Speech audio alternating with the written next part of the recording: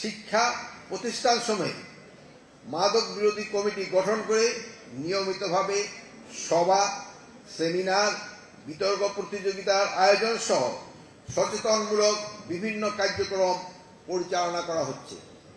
দেশের প্রতিটি জেলা, উপজেলা পর্যায়ে সমন্বিত কর্মপরিকল্পনা প্রণয়নপূর্বক তা বাস্তবায়ন এবং কার্যক্রম চলমান রয়েছে। সম্মানিত সুধী, প্রযুক্তির উন্নতির সাথে সাথে বিশ্বের বিভিন্ন দেশে নতুন সিনথেটিক, সেমি সিনথেটিক ড্রাগ, যেটাকে এনপিএস বলা হয়, এর আবির্ভাবের ফলে মাদক দ্রব্যের অপব্যবহার ও অবৈধ পাচারজনিত সমস্যা আরও ঘনীভূত হয়েছে। নতুন নতুন এসব মাদক নিয়ে আমাদের নতুনভাবে কর্মকৌশল তৈরি করতে হচ্ছে। এসব মাদক দ্রব্যের বিরুদ্ধে আইনগত ব্যবস্থা নিশ্চিতকরণের লক্ষ্যে এগুলোকে আইনের তফসিলভুক্ত করার পাশাপাশি কৌশলগত নজরদারি বৃদ্ধির প্রয়োজনীয় ব্যবস্থা গ্রহণ করা হয়েছে। নতুন ধরনের মাদক সম্পর্কে দেশের সকল আইন প্রয়োগকারী সংস্থা, গোয়েন্দা সংস্থা সজাগ রয়েছে এবং এগুলোর বিস্তার রোধে উদ্যোগ গ্রহণ অব্যাহত রয়েছে। সমবেত সুধী, মাদকের করাল গ্রাস থেকে দেশ ও জাতিকে রক্ষা করতে বর্তমান সরকার প্রতিজ্ঞাবদ্ধ। দেশকে মাদক মুক্ত করার লক্ষ্যে অপ্রতুল্য সীমিত জনবল নিয়ে প্রতিনিয়ত মাদক বিরোধী কার্যক্রম পরিচালনা করে আসছে মাদক দ্রব্য নিয়ন্ত্রণ অধিদপ্তর। প্রায় 18 কোটি জনসংখ্যার দেশে মাদক দ্রব্য নিয়ন্ত্রণ অধিদপ্তরে বর্তমান নিয়োজিত জনবল রয়েছে 2943 জন। ঢালাইয়ে দৃঢ়তা, নির্মাণে নিশ্চয়তা, প্রিমিয়ার সিমেন্ট, ঢালাইয়ের রাজা। এর মধ্যে এনফোর্সমেন্টে নিয়োজিত রয়েছে 1622 জন। 64 জেলায় একটি বিশেষ জোন, 8টি বিভাগীয় গোয়েন্দা কার্যালয় এবং 8টি বিভাগীয় কার্যালয়ের সহযোগিতায় মাদক দ্রব্য নিয়ন্ত্রণ অধিদপ্তর দেশব্যাপী তার কার্যক্রম পরিচালনা করছে। অপরাধ দমনের কাজ করে এমন অন্যায় সংস্থা জনবলের সাথে তুলনা করলে এই সংখ্যা সীমিত। এছাড়া যানবাহনের স্বল্পতা সহ অপরাধ দমনে অভিযান পরিচালনার জন্য প্রয়োজনীয় যন্ত্রপাতি, উন্নত উপকরণেরও অভাব রয়েছে।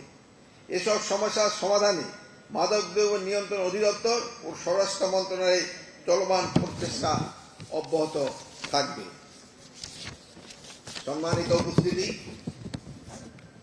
সম্প্রতি মাদকদ্রব্য নিয়ন্ত্রণ অভিযানে প্রায় 10 কেজি হেরোইন, ইয়াবা ট্যাবলেটের বড় চালান জব্দ করা হয়েছে।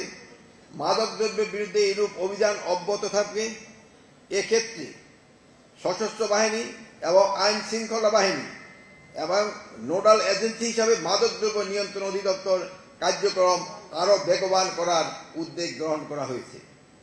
বর্তমান সরকারের একান্ত সদিচ্ছা এবং ইতিমধ্যে মাদকদ্রব্য নিয়ন্ত্রণ অধিদপ্তরের কর্মকর্তা কর্মচারীদের অস্ত্র সংগ্রহ ও ব্যবহার নীতিমালা 2024 প্রণীত হয়েছে। অধিদপ্তরের কর্মকর্তা কর্মচারী প্রথম ব্যাচের অস্ত্র চালান প্রশিক্ষণ প্রদান সম্পন্ন হয়েছে। এর ফলে অভিযানিক ঝুঁকি হ্রাসের পাশাপাশি অধিদপ্তরের মাদক বিরোধী অভিযান পরিচালনা আরও সাফল্য আসবে বলে আমি আশা করি। সাম্প্রতিক 7টি বিভাগীয় শহরে 1400 কোটি টাকা ব্যয়ে 7টি বিভাগীয় মাদক শক্তি নিরাময় কেন্দ্রের নির্মাণ প্রকল্প একনেকে অনুমোদিত হয়েছে। তাছাড়া মাদকাসক্তদের জন্য বিভাগীয় পর্যায়ে পৃথক কারাগারের নির্মাণের পরিকল্পনাও এই সরকারের রয়েছে। সম্মানিত সুধীমণ্ডলী, মাদক দ্রব্যের অপব্যবহার ও অবৈধ পাচার একটি বহুমাত্রিক সমস্যা, যা শুধু আইনের প্রয়োগ দ্বারা সমাধান করা কোনোভাবেই সম্ভব নয়। আইন প্রয়োগের পাশাপাশি মাদক বিরোধী সামাজিক আন্দোলন সর্বস্তরে জনসাধারণকে সম্পৃক্ত করতে হবে। মাদকের চাহিদা নিরসনের লক্ষ্যে মাদক বিরোধী প্রচার কার্যক্রমে আরও জোরদার করতে হবে। এই সমস্যার সমাধানে সরকারের পাশাপাশি বেসরকারি সংগঠন, শিক্ষক, ধর্মীয় নেতৃবৃন্দ, পিতামাতা, সুশীল সমাজ, অভিভাবক সহ সকল শ্রেণী পেশার মানুষকে এগিয়ে আসার জন্য আমি বিশেষভাবে অনুরোধ জানাচ্ছি। পরিশেষে আমি দিবসটি উপলক্ষে গৃহীত সকল কর্মসূচি সাফল্য কামনা করে সবাইকে আবার ধন্যবাদ জানিয়ে আমার বক্তব্য শেষ করছি। আল্লাহ হাফিজ।